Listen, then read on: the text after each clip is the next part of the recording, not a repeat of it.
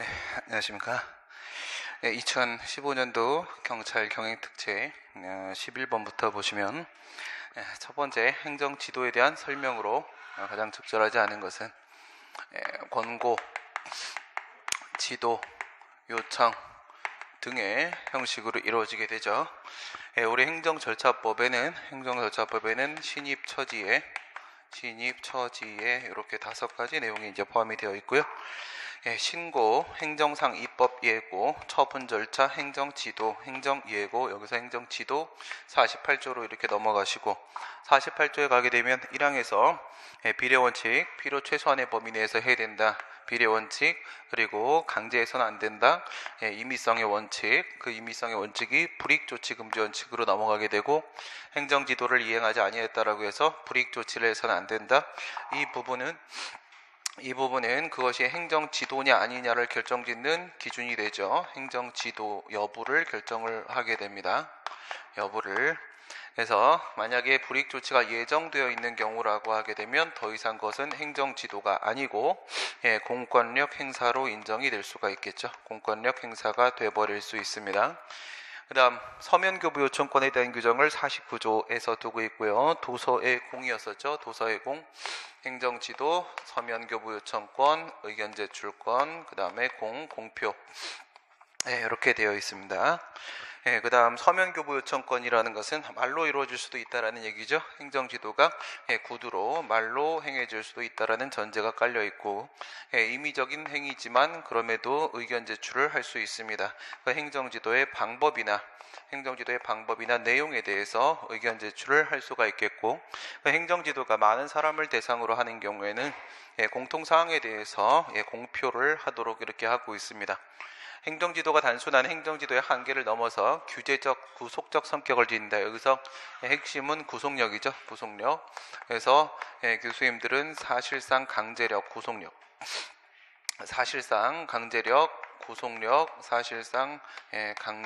강제력은 구속력 말하는 것이고요. 강제력의 계속이 인정되는 경우에는 공권력 행사가 될 수 있고 또 일정한 경우에는 처분까지 연결될 수도 있다. 이렇게 보십니다. 여기서 이제 규제적이라는 부분은 물론 맞는 얘기긴 한데 행정지도의 종류에는 조정적 지도가 있고 조성적 지도가 있고 규제적 지도가 있고 이렇게 있는데 그 중에서 법적 성질이 문제가 되는 것은 얘네들은 특별히 문제가 안 되고요. 이 규제적 지도, 사인의 어떤 행위에 대한 제한을 가하게 되는 규제적 지도가 과연 처분이냐 아니냐 이런 문제가 여기서 발생을 하게 되는데 여기서 이제 우선 기본적인 방법은 내용이 규제적이라는 것이지 그 성격이 규제적이라는 것이 아니기 때문에 그래서 원칙적으로는 임의성 원칙에 따라서 비권력적 행위가 우선은 맞는데 사실상 강제력이 계속되는 경우에는 더 이상 행정지도라고 볼 수가 없다 이렇게 얘기를 하는 거죠. 상당히 강하게 갖는 경우라도 헌법 소원의 대상이 되는 공권력 행사로 볼 수 없다. 공권력 행사로 볼 수가 있다라고 했었죠. 이건 이제 대표적으로는 가장 문제가 많이 나왔던 게 바로 교육부 장관이었었죠. 당신은 교육인적자원부 장관, 교육부 장관이 누구한테? 대학의 총장한테 학칙을 시정하라고 학칙을 시정하라라는 학칙 시정 요구를 했었습니다. 학칙 시정 요구의 내용은 뭐였었냐면 교수회가 있잖아요. 학교 안에 교수회를 무엇으로 두냐면 이것을 의결기관으로 하지 말고 단순한 심의기관이나 자문기관 이런 걸로 바꾸라. 이렇게 심의기관이나 자문기관으로 바꿔서 교수회의 의결권을 박탈하라 라는 내용의 학칙 시정 요구가 교육부 장관으로부터 있었는데 이때 당시에 이와 같은 학칙 시정 요구를 따르지 않으면 불이익이 예정되어 있었습니다. 예정되어 있어서 헌법소원 대상이 되는 공권력 행사가 맞다라고 인정을 했었죠. 그래서 이런 문제를 풀 때 여러분들한테 제가 말씀드리기를 이 사건을 기준으로 해가지고 교육부 장관이 학칙 시정 요구를 하면 공권력 행사를 인정한 것으로 보고 그것이 지금처럼 교수회 이런 문제가 아니라 그러니까 아무 말 없으면 공권력 행사 인정한 겁니다. 아무 말 없으면. 그런데 그게 아니라 이런 경우 있죠. 이명박 씨가 했던 거 그래서 총장 직선제, 직선제를 폐지하라, 직선제 폐지하라, 이제 뭐 다 드러난 거고요. 이것도 이제 모든 대학에 있어서 이건 뭐 사립학교까지 다 포함해가지고 총장 직선제를 전부 다 폐지하고 간선제로 바꾸고, 그래서 모든 총장은 교육부 장관의 수하에 놓고 교육부 장관은 이명박의 수하에 놔서 전국의 모든 대학을 자기 손에서 쥐락펴락하려는 시도를 한 적이 있었습니다. 근데 여기서는 헌재가 뭐라고 했냐면 이 직선제 폐지라는 것은 공권력 행사가 아니다, 이렇게 해서 헌법소원 심판 대상을 삼아주지 않았었습니다.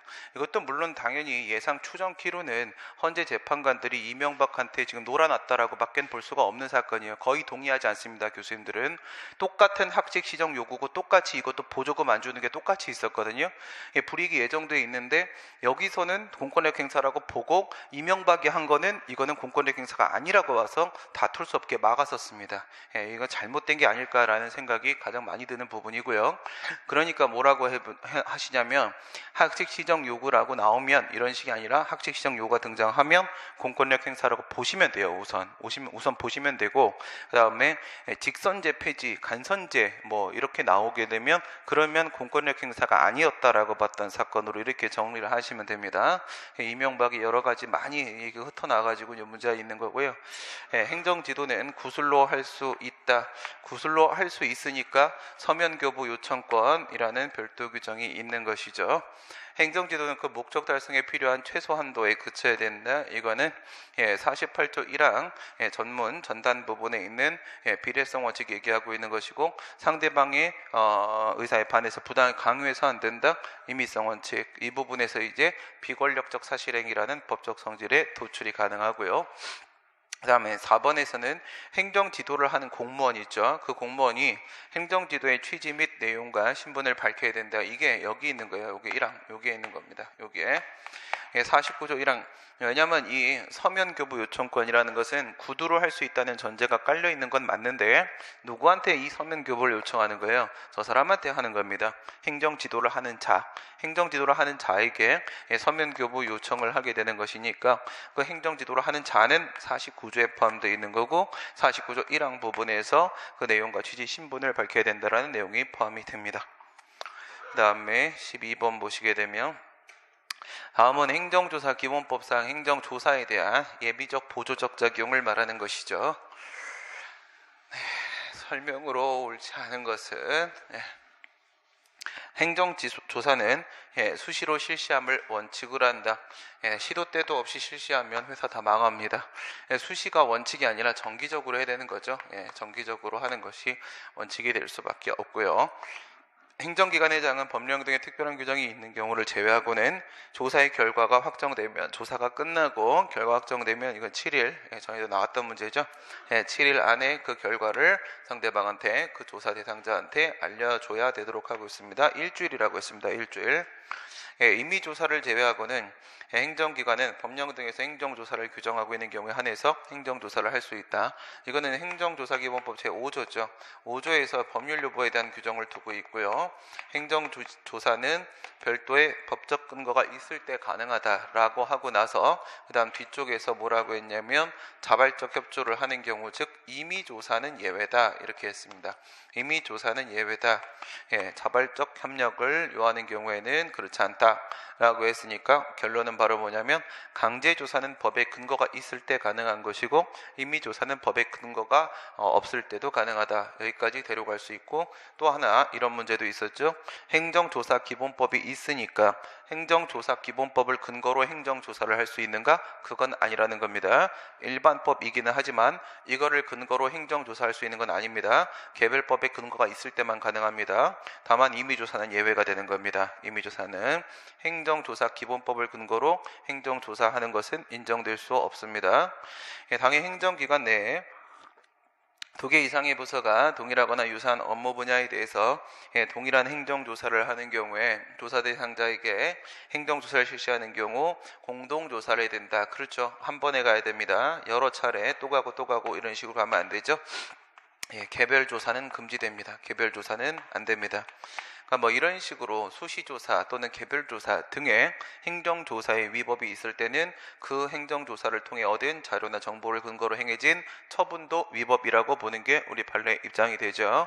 행정조사 하자의 효과를 우리 판례는 일반적으로 인정을 하고 있습니다. 하자의 효과로서 처분이 위법해진다라고 인정을 하고 있습니다. 질서위반 행위규제법상의 규정 내용으로 가장 적절하지 않은 것은 질서위반 행위규제법은 과태료부가 얘기하는 거죠. 행정질서벌 말하는 겁니다. 질서위반 행위규제법은 대한민국 영역 밖에서 질서위반 행위를 한 대한민국 국민에게 적용한다. 뭐 우리가 일반적으로는 형벌법규든 행정법규든지 간에 속지주의를 원칙으로 하고 속인주의를 원칙으로 하지 않는다라고 했습니다. 국민이 기준이 되는 것이 아니라 영토가 기준이 되는 거라고 했는데 질서위반 행위규제법은 하여튼간 특수한 규정들이 많이 있습니다. 그래서 그것들은 여러분들이 질서위반 행위규제법 우리가 법령 연습을 통해서 따로 암기한 대로 법령을 따로 여러분들이 한번 쭉 암기를 해 주셔야 됩니다. 여기 같은 경우에는 질서위반 행위규제법 제4조에 보면 그런 내용들이 나옵니다. 우선 첫 번째는요, 1항, 2항, 3항 이렇게 해가지고 속인 속지와 관련된 규정을 두면서 대한민국 영토 내에 대한민국 안에 대한민국 영토 내에 있으면은 적용을 한다라고 되어 있어요. 적용을 한다. 이렇게 되면은 이게 우리나라 국민이든 외국인이든 상관없어져 버리는 겁니다. 이렇게 되면 모두 다 적용을 영토 내에 있으면 다 적용을 받게 되는 거고, 그다음 이제 두 번째가 대한민국 영토 밖에 있어요. 대한민국 영토 밖에 있어도 우리나라 국민이면 적용을 한다는 겁니다. 우리나라 국민이면 이렇게 되면 이제 속인주의의 성격을 띨 수 있겠죠. 안에 있으면 싸그리다, 밖에 있으면 우리나라 국민일 때. 근데 그럼 남은 건 누구야? 밖에 있는데 외국인이죠. 밖에 있는데 외국인, 거기에도 뭐 좀 있어요.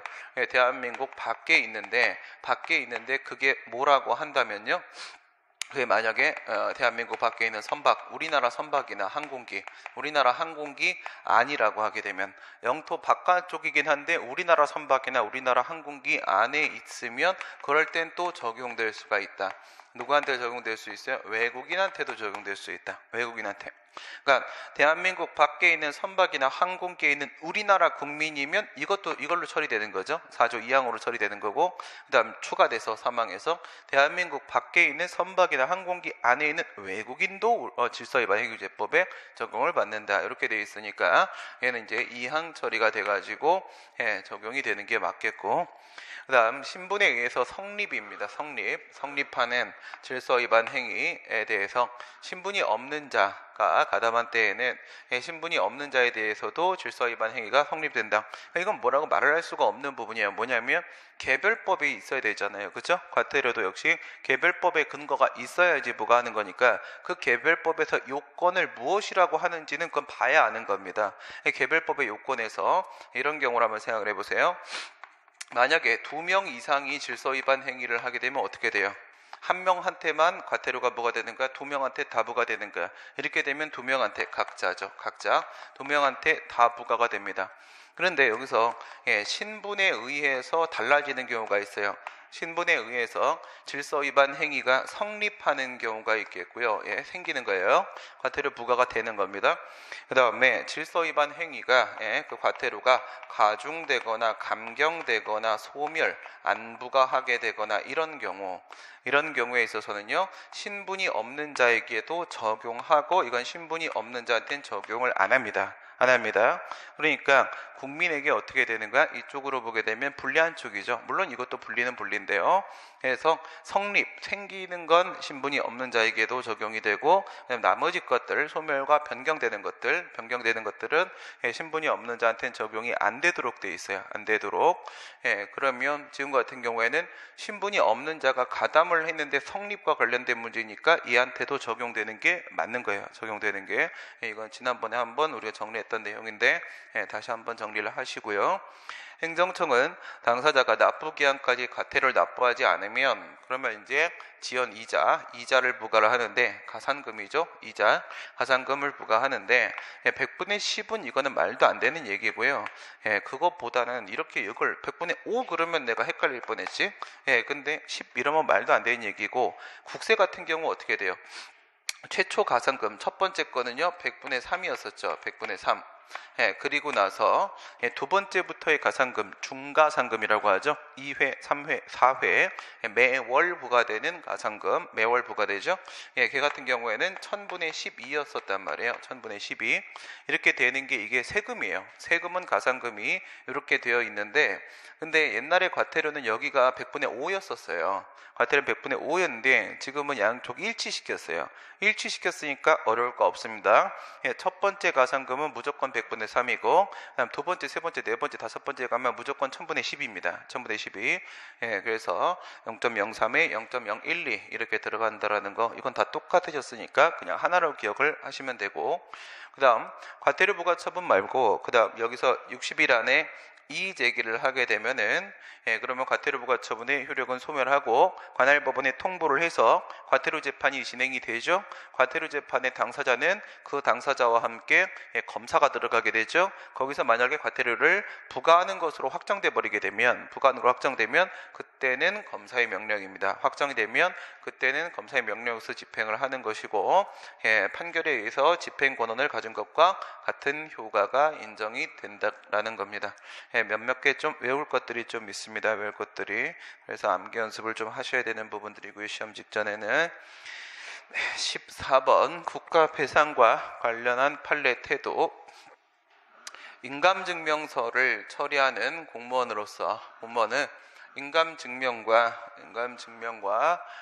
타인과 권리 의무 관계되는 일에 사용되는 것을 예상해서 그 발급된 인감증명으로 인한 부정행위의 발생을 방지할 직무상의 의무가 있다.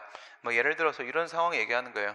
원래 이제 땅이라고 치게 되면 토지가 원래 이제 갑당이란 말이에요. 갑당인데 근데 인감을 위조인감으로 이제 위조를 한 거예요. 위조인감으로 누구한테 을걸로 이렇게 바꿨습니다. 인감을 바꿨어요. 이 인감이 원래 얘가 진실이에요. 얘 땅이에요. 얘 땅인데 그 인감 자체를 바꿔가지고 얘가 소유권 이전을 등기한 겁니다. 소유권을 바꿨어요. 소유권 이전 등기를 해가지고 인감 바꾸고 소유권 이전 등기 들어가서 격려시키고 그래서 그 땅을 지 땅처럼 처리하고 지 땅처럼 처리한 다음에 이거를 병한테 이걸 담보로 해서 돈을 빌려줬어요. 이걸 담보로 돈을 빌렸습니다. 빌렸어요. 그러면 얘가 돈을 빌려준 거죠. 얘가 돈을 빌린 겁니다. 이렇게 됐을 때 얘가 얘한테 돈 줘라고 할 수 있냐? 얘 땅이 아니잖아요. 그렇죠? 얘 땅이 아니니까 돈 달라고 할 수가 없잖아. 그래서 발생한 손해가 누구 쪽 손해가 발생해요? 얘한테 손해가 발생했죠. 그렇죠? 원래는 얘 땅이에요. 근데 얘가 인감을 위조했어요. 그 위조한 인감을 가지고 소유권 이전 등기를 해서 경로에서 지 땅으로 바꿔놨어요. 바꿔놓은 상태에서 그걸 담보로 해서 얘한테 돈을 빌렸어요. 근데 얘는 얘한테 돈 달라고 못해요. 그죠? 돈 달라고 못하죠. 얘 땅이 아니니까. 이런 상황이 왔을 때 얘는 뭐야? 인감이 바뀌었기 때문에 지금 내가 쏘은 거 아니냐 이거죠. 인감이 바뀌었기 때문에 그러면 인감증명사무를 처리하는 공무원의 실수가 있었다는 거야. 공무원의 불법행위가 개입된 거다. 그래서 이제 국가를 상대로 손해배상 청구를 하는 겁니다. 가능하다는 거죠. 가능하다. 그래서 이러한 직무상 의무가 인정이 되기 때문에 그 나중에 어떻게 사용될 것인지까지 예상을 해서 인감을 발급해야 되는 것이기 때문에 그래서 이거는 국가를 상대로 손해배상 책임이 인정이 된다. 법령에 대한 해석이 복잡 미미하여 워낙 어렵고 이에 대한 학설 판례조차 기일되지 않다. 이게 표현 핵심이죠. 학설이나 판례가 기일되어 있지 않는 등 특별한 사정이 없는 한 공무원이 관계법규를 알지 못하거나 필요한 지식을 갖추지 못하고 잘못된 법규 해석으로 행정처벌을 했다면 법률 전문가가 아니라 할지라도 과실을 인정하죠. 여기 이제 요 말 나오죠. 여기서 나오는 표현이에요. 원래는 법률 전문가가 아니다 이 얘기가. 그러니까 이제 공무원이 행정공무원 얘기하는 거죠. 행정공무원이 법을 잘못 집행을 했다라는 겁니다. 법을 잘못 집행을 했는데 행정공무원이 이렇게 있어요. 행정공무원이 이렇게 있는데 얘가 두 가지 상황을 우리가 항상 비교를 하죠.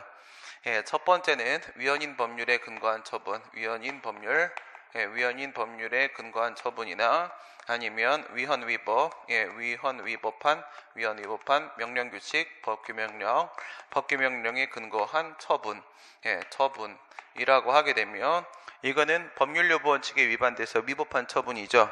하지만 이럴 땐 과실을 인정하지 않지 않습니까? 그렇죠?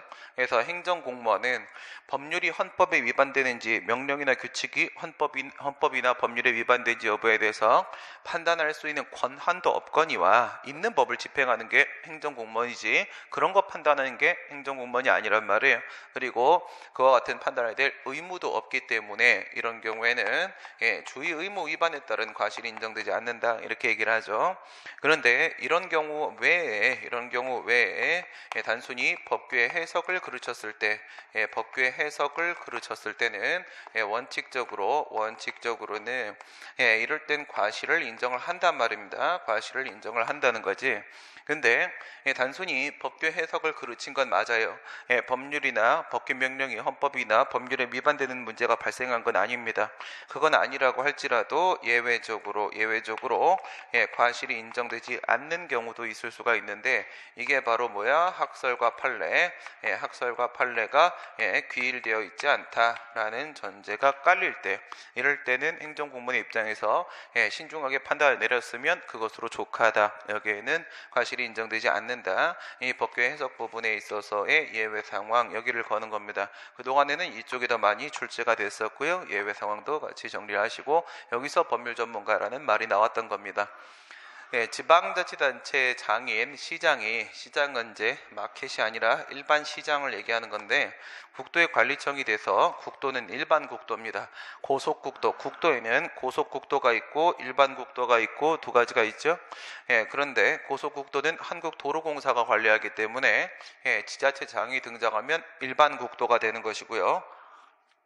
국가는 도로관리상의 하자로 인한 손해배상 책임을 면할 수 없다라고 되어 있는데 이게 이제 일반 국도입니다. 일반 국도는 원래 고속국도든 일반 국도는 우선 국토교통부 장관이 얘가 노선을 지정하고 만들게 됩니다. 얘가 원래는 도로관리청이야.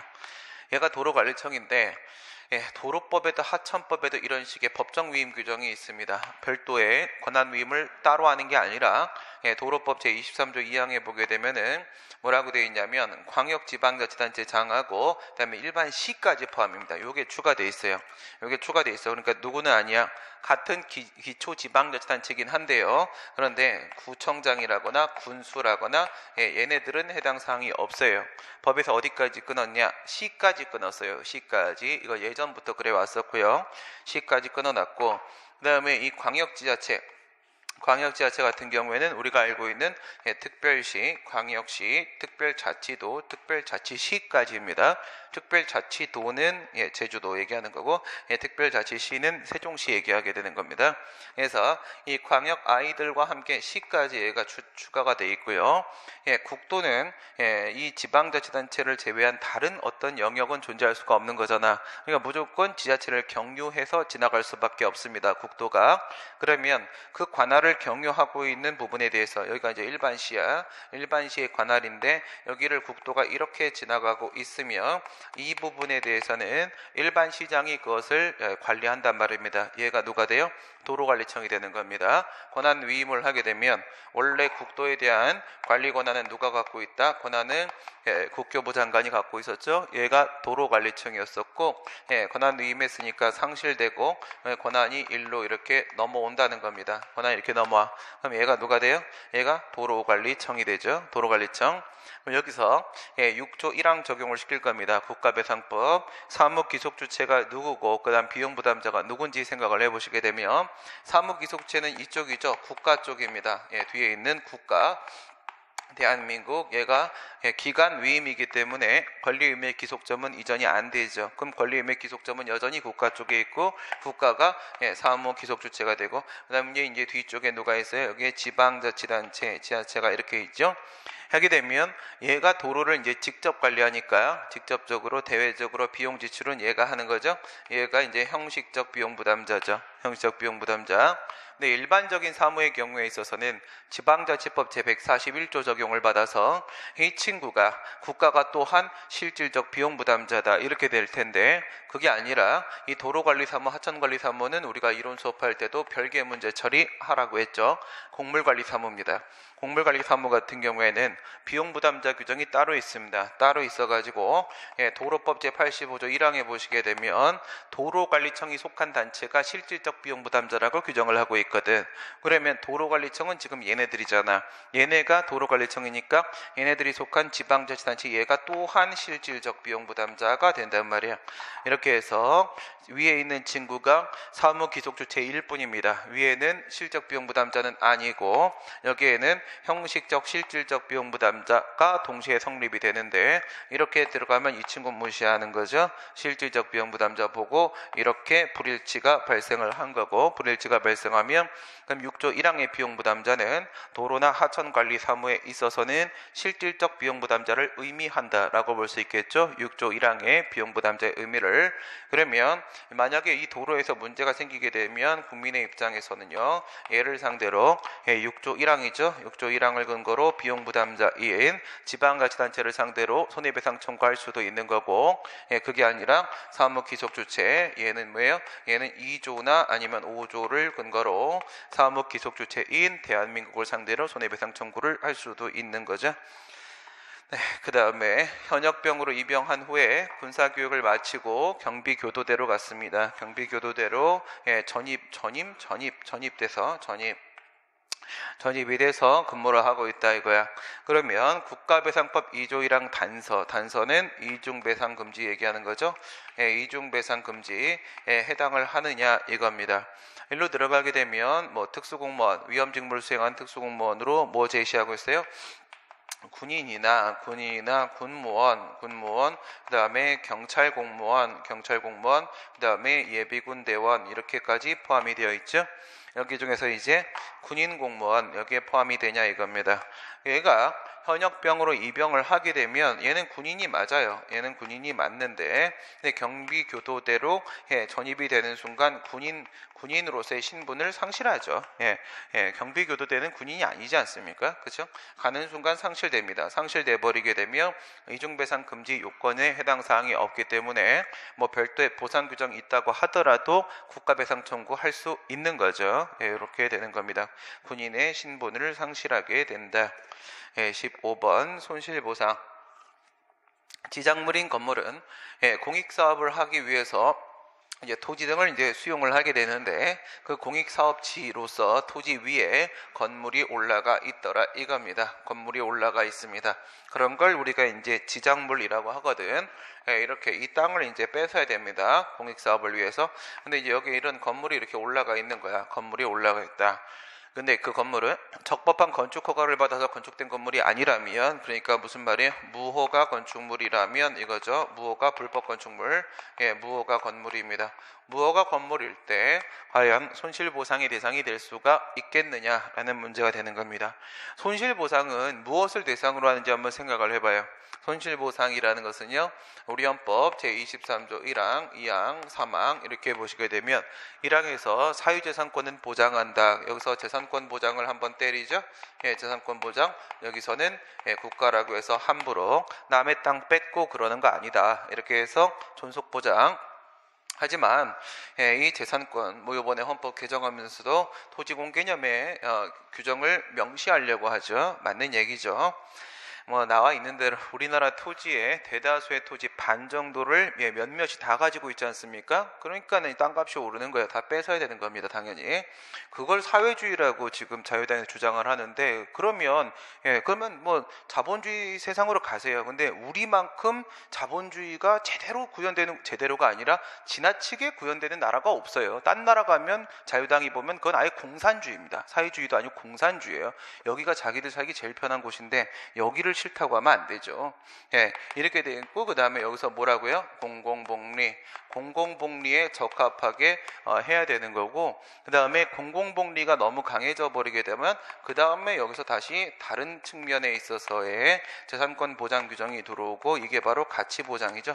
가치보장 규정이 이렇게 들어오는데, 그럼 여기서 얘기하는 이 재산권은 뭐예요? 재산권이 공법상 권리입니까? 아니잖아요. 이거 사법상 권리잖아요. 그렇죠? 이거는 사법상의 권리입니다. 내 재산권.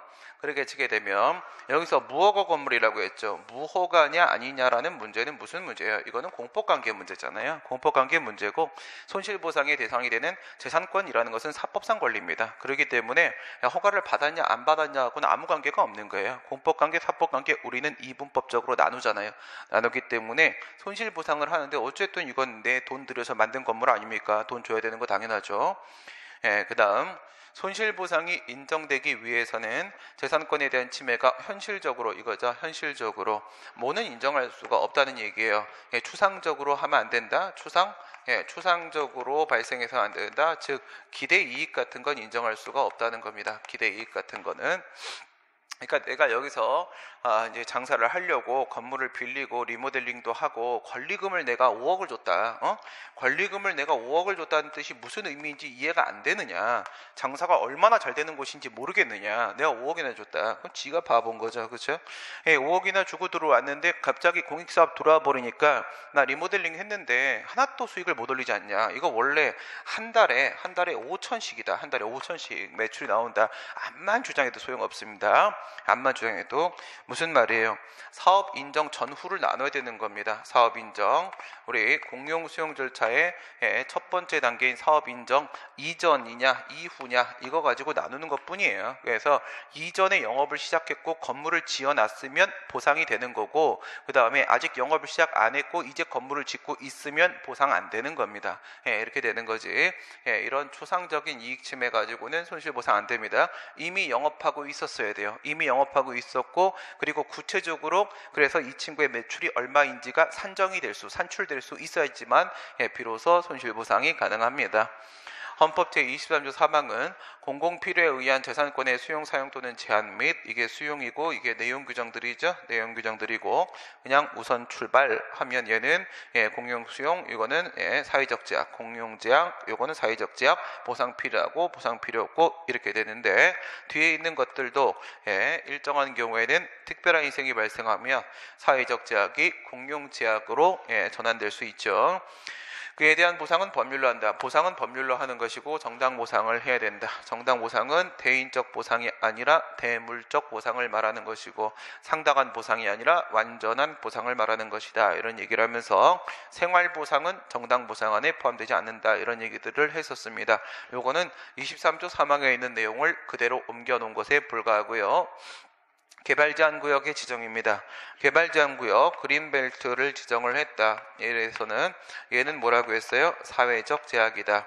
이 자체만 가지고 보게 되면 헌법재판소도 대법원도 둘 다 저 자체만 갖고 보면 그린벨트 정해서 내 땅의 지가가 하락한 정도를 가지고 공용제약으로서 보상이 필요하다고 볼 수는 없다. 이렇게 했는데, 토지를 종래 목적대로 사용할 수가 없다라거나 이렇게 들어가면 얘는 뭐에 해당하냐? 목적 위배설이죠. 목적 위배설. 종래 목적대로 사용할 수 없다. 원래 용도대로 사용할 수가 없다. 더 이상 법적으로 허용된 이용 방법이 없다. 법적으로 허용된 이용 방법이 없다. 이러면 뭐 사적 효용성설과 가장 비슷하죠. 사적 효용성설. 그다음 실질적으로 토지의 사용 수익의 길이 없는 경우에 토지 소유자가 수인할 수가 없다. 이러면 수인 한도설 입장을 얘기를 하는 거죠. 특별한 희생이 발생했다라고 지금 이야기를 하려고 하는 겁니다. 특별한 희생은요, 우리 실질적 기준설에 따르게 되면 가수, 용배, 중상이죠. 가수, 용배, 중상. 이렇게 해서 형식적 기준설은요. 형식적 기준설은 개별행위설, 특별행위설 이런 게 있고, 실질적 기준설로 가게 되면 보호가치설, 수인한도설, 사적 효용성설, 목적 위배설, 중대성설, 상황 구속성설 이와 같은 학설 대립이 있고, 그 중에서 얘는 지금 수인한도설 한 개 언급됐고, 사적 효용성설, 목적 위배설 2, 3, 4 들어왔네요. 2, 3, 4. 지금 무슨 말을 하려고 하는 거야? 어쨌든 특별 희생이 발생을 했다라고 지금 얘기를 하려고 하는 거고요. 그러면 사회적 제약을 넘어 공용 제약으로 넘어간 것이고, 그러면 권리보호가 필요해진 상황이 되겠죠. 16번 행정심판법상의 피청구인 행정청과 관련된 설명 중에 가장 적절하지 않은 것은, 행정심판 재개에 있어서 청구인이 피청구인을 잘못 지정한 경우에 행정심판위원회는 직권으로 또는 당사자의 신청에 의하여 피청구인을 경정할 수 있다. 우리 행정소송법 같은 경우에는요, 행소법은 13조에 14조에 피고 적격에 대한 규정을 두고 있고, 그 다음 14조에 피고 경정에 대한 규정을 이렇게 두고 있죠. 피고 바꾸기는 사실상 소송 바꾸기라고 했습니다. 소의 변경이다. 당사자가 바뀌면 소송 아예 바뀐다. 그런데 이제 행정심판법으로 넘어가시게 되면, 행정심판법은요 17조 1항에서 피청구인 적격에 대한 규정을 두고 있고요. 피청구인 적격, 그리고 2항에 가게 되면 피청구인 경정에 대한 규정을 두고 있습니다.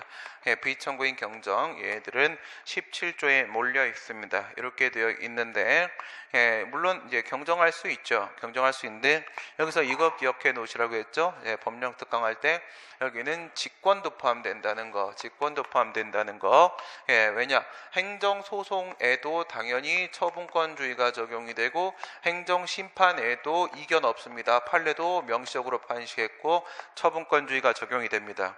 처분권주의가 적용이 되고, 여기서 피고를 경정한다라는 것은요, 이거는 청구의 변경이에요. 소변경, 이건 청구의 변경이고, 여기서의 피청구인을 바꾸는 것도 역시 청구의 변경입니다. 청구의 변경이면 기존의 심판 절차가 종료되고, 심판 절차 종료, 그 다음에 새로운 심판 절차가 개시되는 처분권주의 내용이 둘 다 포함이 되는 거가 똑같습니다. 똑같으면 반드시 뭐가 있어야 돼요? 신청이 있어야 되거든요. 원고나 청구인의 신청이 있어야만 하는 건데, 이게 잘못된 게 아닙니다. 잘못된 게 아니에요. 행정심판법 제17조 2항에 가게 되면 여기에는 오직 신청, 원고의 신청이 있어야 된다 이렇게 되어 있는데, 얘는 원고의 청구인의 신청 말고 행정심판위원회 직권, 이것까지 인정을 하고 있어요. 이거는 입법 과오의 소지가 상당히 큰데, 어쨌든 17조 2항에 직권이 들어가 있어요. 이걸로 장난하고 들어올 수 있습니다. 행정심판위원회는 피청구인을 경정하는 결정을 하면 결정서의 부분을 당사자에게 송달이 된다. 종전의 피청구인, 여기서 이제 바꾸면 원래 행정청이 만약에 A 행정청에서 B 행정청으로 이렇게 피청구인이 바뀌었다라고 했을 때, 종전의 피청구인 A 행정청, 새로운 피청구인 B 행정청한테 당연히 알려줘야 되겠죠. 알려줘야 됩니다. 이제 너는 행정심판에서 빠져라. 너 이제 들어와라. 그래 얘가 준비를 할 거죠. 그렇죠? 이렇게 알려줘야 되는데, 여기서 이제 장난친 건 뭘 장난친 거냐면, 복사본이 아니라요, 이거 정본을 보내야 된다라고 되어 있어요. 정본을 보내야 된다. 이게 이제 17조 3항에 있습니다. 17조 3항에 보게 되면 송달에 대한 규정을 두고 있는데, 이 정본을 송달해야 된다. 이거 암기 문제입니다. 암기 문제. 정본을 송달해라 이렇게 되어 있고요. 음행 심판의 경우에는 청구인의 신청을 받은 행정청, 요 표현 물어보려고 하는 거예요. 이것도 암기 문제입니다. 피청구인으로 하여 행정심판을 청구해야 된다. 오늘은 뭐 암기를 되게 많이 물어보네. 쏟아붓습니다. 지금 원리를 안 물어보고. 이건 지금 무슨 얘기를 하려고 하는 거냐면, 이게 안 바뀌었어요. 안 바뀌고, 이 17조 1항에 보게 되면 처분을 행한 행정청이라고 되어 있습니다. 처분을 한이라고 되어 있어요. 행한도 아니고 처분을 한 행정청 이렇게 되어 있어요. 피청구인이. 여기에 피고적격 같은 경우에는 처분 등이 되겠지. 소송이니까 처분 등을 행한 행정청 이렇게 되어 있고, 여기에 17조는 처분을 한 행정청 이렇게 되어 있는데 여기서 괄호가 하나 들어오고요. 괄호가 하나가 들어오면서 의무행심판은 신청을 받은 행정청이다 이렇게 되어 있습니다. 신청을 받은 행정청, 의무행심판은 오직 무엇이기 때문에 오직 요구심판이기 때문에 수익적 처분을 그 대상으로 하게 되고 그러면 신청을 했을 수밖에 없죠. 그 신청에 대해서 부작이나 거부를 한 거죠. 그래서 신청을 받은 행정청 이렇게 표현을 했는데 이게 언제 새로 들어온 거냐면 2010년도 1월 25일 날 새로 들어온 거예요. 없던 게 이 괄호가 들어왔어요. 이 괄호가 들어왔던 의도가 무엇이냐면 의무행심판을 살리려고 한 거예요. 의무행심판을 강조하고 요구심판 얘기하는 겁니다. 거부나 부작에 대한 요구심판에서 취소심판이나 무효하기 심판을 사용하지 말고 의무행심판으로 집중하라 라는 얘기를 하려고 굳이 이렇게 표현을 했던 겁니다. 굳이 이렇게 표현을 따로 괄호를 넣었던 건데 그런데 2017년도에 4월 18일 날 바뀌었잖아요. 바뀌면서 요구심판에다가 거부처분에 대한 취소심판, 무효하기 심판에 재처분이 다 인정해버렸고 그에 따른 강제수단으로 간접강제 다 도입해놨고 이렇게 해서 요구심판을 세계심판으로 다 흐트러뜨렸습니다. 그러면 이제 이것도 지우는 게 맞아요. 이것도 지우는 게 맞는데 또 그냥 뒀어요. 그냥 뒀습니다. 그래서 아직도 뭐 질문 이렇게 해도 틀린 게 아닙니다. 심판 청구의 대상과 관계되는 권한이 다른 행정청에게 승계되었을 때 권한을 승계한 행정청이 피고가 된다. 피승계청이 아니라 승계청이 된다. 이거는요 얘네들 13조 1항 단서에 승계에 대한 규정을 두고 있고 얘도 17조 1항 단서에 승계청에 대한 규정을 두고 있습니다. 승계했으면 승계한 행정청이 피고가 되어야 되고 피청구인이 되어야 된다. 이렇게 되어 있습니다. 그 다음에 17번 처분사유 추가 변경에 대한 설명. 추가 또는 변경되는 사유가 당초에 이거는 뭐예요? 당초 사유 얘기하는 거. 당초 사유. A 사유를 B 사유로 바꿨다 이렇게 생각을 하시게 되면은 이유 제시를 했을 때 처음에 제시된 사유가 A 사유고 당초 사유, 이거를 소송이나 심판 도중에 B 사유, 다른 사유로 이렇게 바꾸거나 추가하거나 이렇게 가는 과정입니다. 당초에 처분 시에 사유를 명기하지 않았을 뿐 처분 통지서에는 처분 통지서에 뭐가 없었다는 거예요. 지금 A 사유가 죄송합니다. 사유를 명기하지 않았을 뿐 처분 시에 이미 존재하고 있었고 당사자도 그 사실을 알고 있었다고 하여 당초의 처분 사유와 동일성이 있는 것이라고 할 수는 없다. 요 B 사유가 당초에 처음 A 사유 제시할 때 B 사유가 명시되진 않았어요. 명시되진 않았는데 이미 그때 존재하고 있었고 상대방도 그걸 알고 있었어요. 그러면 이거는 이미 A 사유처럼 처음부터 제시된 것으로 인정하고 기사동도 인정되는 걸로 보고 추가나 변경을 허용하고 해야 되겠느냐? 그건 아니라는 거죠. 명시됐냐 안 되냐 이걸 기준으로 가는 겁니다. 이유 제시 때 명시가 됐냐 안 되냐 이게 기준이 되는 겁니다. 취소에서 행정청의 처분 사유 추가 변경은 사실심 변론 종결 시까지만 허용된다. 여기는 뭐는 안 된다는 거야? 법률심은 안 된다는 얘기죠. 법률심으로서 3심, 상고심에서는 안 된다. 왜 안 되냐? 처분 사유를 추가나 변경할 때 뭐를 추가나 변경할 수도 있고 뭐를 추가나 변경할 수도 있어요.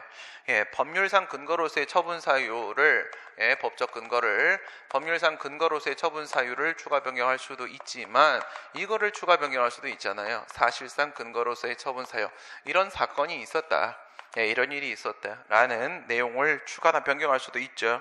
그러면 사실상 근거로서의 처분 사유가 추가나 변경이 되면 법원은 뭘 해야 돼요? 그런 사실이 실제로 있었는지를 심리해야 되는 건데 그게 바로 사실 문제에 대한 심리잖아요. 사실 문제에 대한 심리는 1심과 2심까지만 가능하다. 3심에서는 2심까지 확정된 사실 바탕으로 법률적 판단만 내리기 때문에 거기선 처분 사유 추가 변경 해봐야 아무 소용없습니다. 대법원은 할 수 있는 권한이 없습니다.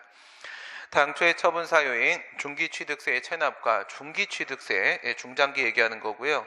그 다음 뒤에서 자동차세하고는 뭐 전혀 관계가 없는 얘기죠. 전혀 관계가 없는 얘기니까 기사동이 인정 안 되고 추가나 변경 안 되는 거고. 그 다음 4번도 간단한 얘기예요. 이게 이런 건 상관없어요. 지정 조건 중 6호를 2호로 바꾸는 건 이거는 백날 바꿔도 상관없습니다. 다 허용돼요. 무한정 바꿔도. 법률상 근거로서의 처분 사유는 아무리 바꿔도 소송물의 변경을 가하지 않기 때문에 상관없습니다. 기사독은 어디에만 적용되는 거야? 사실상 근거로서의 처분 사유에만 적용이 되는 거죠. 여기서는 지금 뭐라고 했냐면 무자료 주류 판매라고 했어요. 무슨 말이냐면 술을 팔았는데 자료를 남기지 않았습니다. 자료를 남기지 않으면 세금을 부과할 수가 없을 거 아니겠습니까? 그 자료를 왜 안 남겼냐 이 문제고, 밑에 있는 거는요, 새로 주장하고 있는 것은요, 무면허 판매업자에게 주를 판매했다는 거예요. 얘가 도매업자였었거든. 도매업자인데 무면허인 소매업자한테 술을 팔았다는 겁니다. 이건 자료를 남기지 않은 거하고는 아무 관계가 없는 얘기가 돼버리는 거죠. 기사동의 인정이 안 되는 케이스가 되니까 처분사유 추가 변경이 안 됩니다. 다음 중 판례가 원고적격을 인정하고 있는 것은 뭐냐? 개발제한구역 중에 일부 취락을 개발제한구역에서 해제하는 결정을 내렸습니다. 도시군관리계획의 변경 결정이겠죠, 그죠? 왜? 개발제한구역의 지정은 도시군관리계획으로 이루어지기 때문에 우리가 그것을 처분이라고 하는 것이죠. 저 안에서는 개발행위가 제한되죠. 재산권 행사가 제한이 됩니다. 구속적 계획이고 처분입니다. 해제하는 내용의 도시군관리계획 변경 결정에 대해서 개발제한구역 해제 대상은 누락되면 실수로 누락했었거든요. 토지의 소유자가 도시관리계획 변경 결정에 취소를 구할 때 이럴 때 어떻게 되냐? 그러니까 이만큼이 그린벨트로 개발제한구로 묶여 있었어요. 묶여 있다가 이거를 이제 해제를 하는데, 이제는 여기서 마음대로 개발하세요 라고 이렇게 해제를 해주는데, 그러면 이제 재산권 행사가 자유로워지죠. 요만큼이 빠진 거예요. 그래서 이만큼은 해제를 해줬습니다. 해제를 하는 것은 국민에게 유리한 행위죠. 이만큼을 해제를 했는데, 근데 갑 같은 경우에는 갑의 땅은 여기에 있었던 거예요. 갑의 땅은. 그래서 왜 내 거는 해제를 안 해주냐라고 하면서 이 변경 결정, 해제 결정에 대해서 취소를 제기한 겁니다. 여기서 이겨버리면 어떻게 돼요? 이겨버리면 옛 땅도 해제가 되는 겁니까? 아니면 나머지 땅이 다시 다 개발제한구로 돌아가는 겁니까? 다 다시 개발제한구로 돌아가는 거잖아요. 이거 물귀신 작전 아닙니까? 그렇죠? 내가 해결이 안 됐으니까 남도 같이 죽자라는 거거든요. 이건 원고적격이 당연히 인정될 수가 없는 문제다, 이렇게 봐야 되겠죠. 원자로, 이거 사실 원고적격보다는 정확하게는 소외이익이죠. 당신이 권리를 구제받는데 아무런 실익이 없다. 원자로 시설 부지 인근 주민들이 방사성 물질에 의한 생명 신체 안전 침해를 이유로 부지사전 승인 처분의 취소를 구할 때, 이건 뭘 얘기하는 거야? 원자력 안전법을 근거로 해서 이루어지는 부지사전 승인 처분을 얘기하고 있는 거죠. 부지사전 승인 처분은 우리가 잘 알고 있는 대로 사전 결정 및 부분 허가의 성격을 띠고 있습니다. 단계적 행정 결정은 무엇으로 본다고 한들 처분성이 인정되는 게 맞고요. 그런데 이건 원자력 안전법, 원자력 안전법에도 환경영향평가법처럼 그냥 원자력법이라고 쓸까요? 국법 이름처럼 이 원자력 안전법에도요, 여기에도 환경영향평가처럼 뭐가 있어요? 여기에는 방사성 환경영향평가에 대한 규정이 있습니다. 방사성 환경영향평가에 대한 규정을 두고 있더라 이겁니다. 환경영향평가법에 있는 것은 일반 환경영향평가고, 원자력 안전법에 있는 것은 방사성 환경영향평가인데 전부 다 마찬가지예요. 여기다 이렇게 원자로를 짓죠. 원자력 발전소를 지으면 여기서부터 여기까지가 대상지역이 되는 거죠. 대상지역, 방사성 환경영향평가 대상지역입니다. 그러면 이 방사성 환경영향평가 대상지역 내에 거주하는 주민이면 원고적격이 인정될 수 있는 것은 물론이 되겠지요. 제약회사가 보건복지부 고시인 약제급여, 비급여, 목록급여 상한금액표의 취소를 구할 때, 이거는 원고적격까지 한 걸음 더 밀고 들어온 겁니다. 이 보건복지부 고시는 우리가 너무나도 잘 알고 있는 한미약품 사건, 2006년도의 한미약품 사건이라거나 아니면 2003년도의 한국릴리제약 주식회사 사건을 얘기하는 것이죠. 여기서 의료법의 위임을 받아가지고 만들어진 보복부고시는 법령 보충적 행정규칙으로서 법규 명령이었었고요. 그리고 이것은 또한 집행적 법규 명령으로서 처분성이 인정되는 케이스였었습니다. 그래서 처분에 대한 취송을 들어갔었죠. 취송을 들어갔었는데 이때 판례가 뭐라고 얘기했는지를 한번 생각해봐요. 이 제약회사는 이제 약을 못 팔게 되니까 그 제약회사한테 영향을 주고, 그 다음에 의료기관, 병원은 이와 같은 약제급여를 받을 수가 없게 되니까 얘도 해당 사항이 있고, 그 다음에 보험 가입자, 국민 얘기하는 거죠. 건강보험에 가입되어 있는 보험 가입자, 우리들도 돈을 더 많이 내야 됩니다. 병원비를. 그 다음에 마지막으로 국민건강보험공단은 돈을 얼마를 줘야 되는 것인지가 결정이 되는 것이기 때문에 이 4명한테 영향을 미치는 처분이라고 했습니다. 4명한테. 그럼 그 중에 지금 누가 제시된 거예요? 제약회사가 얘가 된 거죠. 제약회사가. 그러니까 얘네들이 소송을 제기하면 다 소송되는 겁니다. 처분성에 대한 문제에서 더 들어가서 원고 적격에 대한 문제까지 지금 언급을 한 것이고요. 다 해도 되는데 이 중에 가장 몸다는 친구는 누구예요? 가장 몸다는 친구는 제약회사죠. 제약회사 망합니다. 학과에 재학 중인 대학생들이 전공이 다른 교수의 임용으로 인해 학습권을 침해당했다는 이유로 임용 취소 처분을 구했습니다. 이건 시립대학교입니다. 시립대학교니까 교수 임용이 처분이 되는 것이죠. 시립대학교여서 교수 임용, 이거는 공무원 되는 거잖아. 공무원, 서울시 공무원입니다. 그러니까 특허고 처분이 맞아요. 다투게 되는데 서울시립대 학생들이 이게 뭐였냐면 이게 조세정책이라는 과목이었었어요. 조세정책, 이거 담당하는 교수님을 임용을 하고 있는 건데, 이 조세정책은 경제학을 전공하신 분이 가르치는 것이 맞는데 경제학이 아니라 행정학을 전공하신 분이 임용이 되신 겁니다. 그래서 행정학 전공한 사람이 조세정책을 뭘 아냐라고 소송을 제기한 거예요. 엄청 열심히 공부한 학생들이죠. 그렇죠? 우린 누가 오나 아무 상관없잖아. 그렇지? 수업을 안 들어가는데 뭐. 그렇지? 이렇게 되는데 이렇게 훌륭한 친구들이 하지만 행정학을 전공했다고 경제학을 전공하는 사람보다 조세정책을 더 모른다라는 보장은 또 없는 거예요. 그렇죠? 그래서 이거는 당장 너희들의 직접적 이익이 침해됐다라기보다 사실상 이익 침해에 불과하다라고 해서 원고 적격을 깨버렸었습니다. 그러면 인정된 것은요, 니은하고 디귿이네요. 열심히 사는 친구들 많습니다. 세상에. 그렇죠? 그 다음에 항고성의 대상이 되는 처분에 대한 판례 입장입니다. 한국 마사회, 우선은 뭐라고 했어요? 공법상 법인이라고 하게 되면 위탁받은 공무의 범위 내에서만 공법관계가 성립이 되는 것이기 때문에 근로관계는 원칙적으로 사법관계 처리하라고 했었고요. 농지계량조합, 이런 애들이 좀 특이한 케이스라고 했죠. 여기도 마찬가지인 겁니다.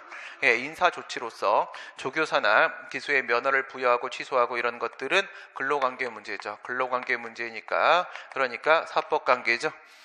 국민건강보험공단 소속 직원 징계 사건, 이런 데서도 공단의 직원의 근로관계는 사법관계, 징계 처분해봐야 처분 아니다, 이렇게 들어가는 거고요. 임용권자가 시험 승진 후보자 명부에 등재자 성명 삭제했던 행위, 이건 뭐였어요? 경찰 공무원이었었죠. 경찰 공무원인데 얘네들 같은 경우에 승진 방법이 그냥 근무 성적으로 갈 수도 있지만 시험으로 갈 수도 있었죠. 시험으로 승진 시험을 봅니다. 이렇게 해가지고 여기 이렇게 등재자 명부를 이렇게 만들어요. 시험 승진 후보자 명부. 그러니까 이제 시험에 응시를 했던 사람들의 성적을 가지고요, 이렇게 갑이 1등, 을이 2등, 그 다음에 뭐 병이 3등, 정이 4등, 땡땡땡 이렇게 한단 말이야. 이렇게 하고 나서 그 지방청마다 TO가 있어요. 다 다르거든요. TO가 만약에 여기서 만약에 TO가 3명이야. 3명이다. 그러면 여기서 갑, 을, 병 여기까지 되는 거겠지. 여기까지 승진을 할 거예요. 시험 승진이. 근데 그러면 병 잡아볼까? 이 병이라는 친구가 여기서 삭제가 된 거야. 명부에서. 그런데 얘네는 어떻게 됐었던 거냐면 징계 처분을 받으면 시험 승진을 해주지 않는다, 이렇게 돼 있었어요. 징계 처분 받았으면 시험 승진 인정하지 않는다, 이렇게 돼 있는데 얘가 징계 처분을 받은 거거든. 병이 징계 처분을 받았어요. 징계를 받았단 말이에요. 그래서 명부에서 지금 삭제를 이렇게 한 거예요. 명부에서. 그러면 명부에서 삭제가 됐기 때문에 승진이 안 되는 겁니까? 징계를 받았기 때문에 승진이 안 되는 겁니까? 이거는 징계를 받았기 때문에 승진이 안 되는 거고, 명부에 삭제된 거는 그냥 큰 의미 없는 거잖아요. 그렇죠? 그래서 판례는 이거는 뭐라고 했냐면, 이거는 내부적 중간 행위다. 이거는 내부적인 중간 행위에 불과한 것이지 이게 외부적인 최종적 행위로서 처분은 아니다라고 얘기를 한 겁니다. 그 그 다음에 금융기관의 임원에 대한 금융감독원장의 문책경고, 이것도 처분을 인정한 거하고 인정 안 한 거하고 둘 다 있어요. 앞에서 나왔던 학칙 시정 요구와 마찬가지로 공권력 행사성을 인정한 거하고 인정 안 한 거하고 두 개가 있는데, 일반적으로 인정한 걸로 출제하니까 인정한 것이라고 보고 푸시기 바랍니다. 여기서 이제 판례가 했던 말은 뭐예요? 직업 선택의 자유에 대한 직접적 제약을 가하게 된다라고 얘기를 했는데, 왜 그런 거냐면 3년이었습니다. 3년. 이렇게 문책 경고를 받게 되면은요, 뭐 이런저런 그런 요런 그런저런의 여러 가지 임원, 금융기관의 임원이 될 수 없는 제한 규정이 법령에 있었어요. 임원이 될 수가 없어요. 3년간 임원이 될 수가 없게 되면, 이렇게 되면 그 사람의 직업 선택의 자유, 직업 선택의 자유, 헌법 제15조의 직업 선택의 자유에 대한 직접적인 제약을 가하게 되기 때문에 이거는 처분이다라고 봤었던 겁니다. 문책 경고는 우선 보게 되면 행정지도처럼 생겼었죠. 하지만 이건 처분으로 봐야 된다. 공정거래위원회 표준약관 사용 권장행위, 역시 권장행위라고 했기 때문에 행정지도처럼 보여지기는 하지만 이게 약관을 만들지 않는다라거나 비정상적인 약관을 만든 사람에게 표준약관을 사용하라고 얘기를 한 거예요. 근데 그대로 사용을 하거나 아니면 다른 내용을 포함할 때는 그것을 또 표시를 해야 되는 의무가 부과가 되고, 이 표준 약관을 사용하지 않거나 다른 내용이 포함되어 있는데도 불구하고 그 다른 내용을 표시하지 않으면 과태료를 부과한다라고 되어 있었어요. 과태료를 부과한다라고 되어 있으면, 아까 행정지도 얘기했을 때 48조 2항에서 불이익조치 금지원칙 있잖아요. 그렇죠? 불이익조치가 예정돼 있잖아. 예정돼 있으니까 이거는 처분이다라고 봤던 사건입니다. 마지막 문제. 취소 판결의 효력과 관련된 설명으로 가장 적절하지 않은 것은, 전소와 후소의 소송물이 동일하지 않다고 하더라도 전소의 기판력이 있는 법률관계가 후소의 선결적 법률관계가 되는 때에는 전소의 판결에 기판력이 후소에 미쳐서 후소의 법원은 전해한 판단과 모순되는 판단을 할 수가 없다. 우선 기본적으로 기판력 얘기를 할 때 기판력의 주관적 적용 범위는 누구예요? 이거는 후소의 당사자 및 법원이 되는 것이고, 그 다음에 객관적 적용 범위가 이게 소송물이 되는 것이고, 시간적 적용 범위는 사실심 변론종 결시죠. 이 객관적 적용 범위가 소송물이라는 부분을 생각하면 전소하고 후소하고 소송물이 반드시 같아야 될 것 같지만, 하지만 우리 판례는 이 기판력의 적용 범위를, 작용 국면을 어디까지 인정을 하고 있습니까? 작용 국면을 3개를 인정을 하고 있죠. 첫 번째, 동일 소송물이 동일할 때 하고, 그 다음 두 번째, 모순관계, 후소가 전소의 정면으로 모순되는 내용의 청구일 때, 세 번째, 선결 문제, 전소의 소송물이 후소의 본안재판의 필수적 전제가 되는 선결 문제일 때, 이런 상황인데요. 이걸 이렇게 비교를 해보시게 되면요, 비교를 해보게 되면 앞에서 취소 소송이 이렇게 있어요. 그 다음에 무효 확인 소송이 이렇게 있습니다. 세 번째, 부작위 위법 확인 소송이 이렇게 있어요. 응용 좀 세게 들어갑니다. 이렇게 했을 때 그 처분 때문에 국가배상 청구 소송을 제기합니다. 손해배상 청구. 이거는 위법한 작위죠. 작위. 그 다음에 무효 확인 소송이 전소가 되고, 여기서는 부당이득 반환 청구 소송을 제기를 합니다. 부당이득. 그 다음 세 번째는요, 위법한 부작위에 따른 손해배상 청구로 국가배상 청구 소송을 이렇게 제기를 합니다. 학설에 따르게 되면 여기서 기판력 반 미치죠. 인용 판결은 미치고 기각 판결은 안 미치고, 이쪽이 더 넓으니까 얘는 100% 미치고요. 얘는 100% 안 미쳐요. 안 미치는 이유가 부작위 여파의 소 오직 절차적 심리만 하고, 얘는 실체적 심리도 하기 때문에 이런 차이가 발생하는데, 이 중간 거 생각하시면 되죠. 부가처분이 무효가 아니다라고 만약에 기각을 했어요. 유효가 맞다라고 하는 순간, 취소 사유라고 인정을 해버리는 순간, 이쪽에서 무효인데 하고 나서 인용 판결하는 거 불가능해요. 불가능하단 말이에요. 이럴 땐 100% 기판력이 미칠 수 있습니다. 판결에 의하여 취소되는 처분이 당사자의 신청을 거부하는 것을 내용으로 하는 경우에는 처분을 행한 행정청은 판결의 취지에 따라 재처분 의무죠. 30조 2항에 있는 재처분 의무, 다시 이전의 신청, 거부가 제거됐으니까 이전의 신청만 남아있고 두 번째 처분을 해야 됩니다. 행정처분을 취소한다는 확정 판결이 있으며 그 취소 판결의 형성력에 의해서 당해 처분의 취소나 취소 통지 등의 별도의 절차를 요하지 아니하고 취소의 효과가 발생한다. 형성력이죠. 형성 판결이고요. 형성 판결이니까 그 자체로서 처분의 효력은 소급해서 소멸해 버리는 것이고, 만약 그 뒤에 취소 처분이 다시 있다고 하더라도 그것은 처분이 취소되었음을 다시 한번 확인하는 관념의 통지에 불과할 테고요. 기판력의 객관적 범위는 소속물로 주장된 법률관계 전부 결론에만 미치는 것이죠. 여기에 나오는 대로 소속물 여기까지만 되는 것이고, 그 전제가 되는 법률관계, 즉 판결 이유 부분에는 미치지 않고 판결 주문 부분에만 미치는 게 기판력이 되겠습니다. 네, 오늘 여기까지 하도록 하겠습니다. 수고하셨습니다.